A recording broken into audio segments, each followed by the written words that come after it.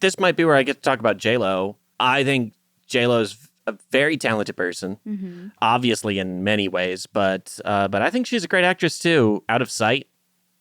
Out of Sight was great. Out of Sight good. is such a good movie. Yeah. And she's great in it.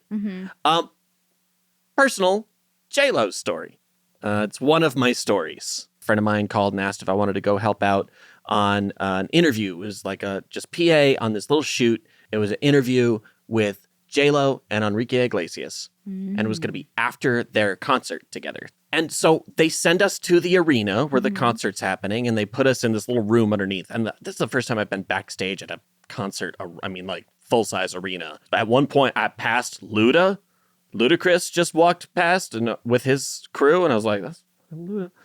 Awesome. So we go to this little room. It's like me, the camera guy, interviewer, a producer, and I think that's it.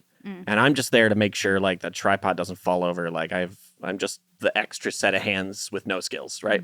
And J.Lo's assistant comes to us and says, okay, she's going to come down before the concert, and you are not to look her directly in the eye if you're not speaking to her. You are not to ask any questions that aren't on the sheet. You are, blah, blah, blah, blah, blah, like, make it quick, make it fast, make it tight. She doesn't want to be here. You don't want her in here. Let's make this happen. So we're all kind of like really nervous about how this is going to go. I'm like, it's whatever it is, it's only going to be 10 minutes long, but it might be the worst 10 minutes of my life. Enrique Iglesias comes down before the concert to do his interview. Hilarious gentleman. Very friendly. I think this had something to do with the song he was singing. They asked him a time when he was super embarrassed about something. And he says, well, one time my mother walked in on me masturbating. The room just dies. Like, we're cracking up. And the producer is like, well, this is for a web interview, so maybe we can get a different answer.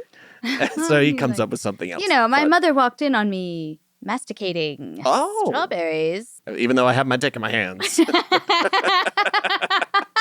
Well, that interview's over, and we're waiting on J.Lo. Okay. Right? So the room is tense.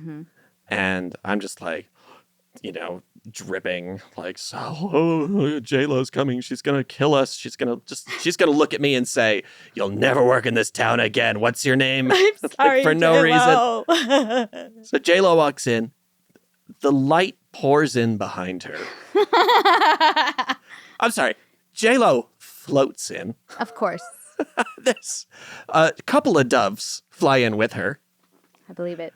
First thing she says, hi, everybody. How is everyone? Thank you so much for waiting. I'm sorry it took so long. Hi, what's your name? Hi, what's your name? Hi, what's your name? All around the room.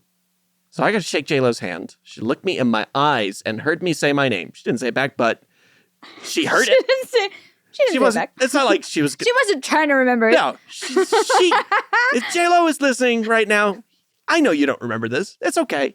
Point being, she was so nice and so sweet, and she was as radiant as you can imagine that she would be.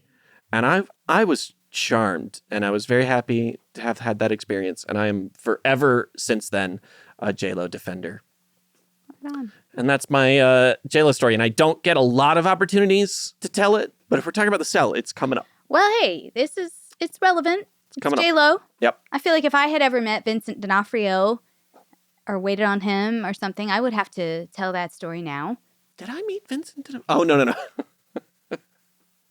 What? I didn't meet Vincent D'Onofrio, but my friend Kyle and I were at the Andretti Speed Lab, which is like go-karts and arcade. Yes. And this guy was telling us which machine could hit big for tickets, one of those coin machines. And he was completely wrong. We put a bunch of money in that machine and lost it all. And he looked a lot like Vincent D'Onofrio. So for years, we said that if we ever met Vincent D'Onofrio, we were going to tell him that he owed us like $18 in quarters. So I got one for everybody in The Cell. Go. Vince Vaughn, go. I don't have Vince Vaughn's story, but... So you don't have one for everybody in The Cell. That's literally only 3 of many people in The Cell. Wait, what's his name? I will say that Dylan Baker, who played the lead scientist behind the glass, I think I met him at a bar in New York where one of my friends worked. Mo, if you're listening, was that Dylan Baker that I met? Because it was this bar where in the back room, not even the back room, but just in the back of the bar, there was a poker game going on, a regular poker game with Paul Rudd and Richard Kind and like all these other amazing people. And one of the guys walked up and to get a drink while I was talking to my friend who was bartending, and she's like, "Oh, Eli, this is I don't remember his name. Might have been Dylan. I kind of think it was Dylan Baker. So maybe, possibly. So I might maybe have 3 connections to the cell. You're like, I've definitely shaken J.Lo's hand. That one's worth I have not all met the Vincent rest. D'Onofrio, but I know a guy who kind of looks like him. Excuse me, I bumped into a guy who kind of looked like him. A guy I don't know kind of looked like him. And 3, I maybe met Dylan Baker, possibly because my bartender friend randomly introduced us. He was an actor, and I remember, the only thing I remember about our conversation was I think I said, "Oh yeah, I know you from stuff." And he was like, "Yeah, I'm in stuff."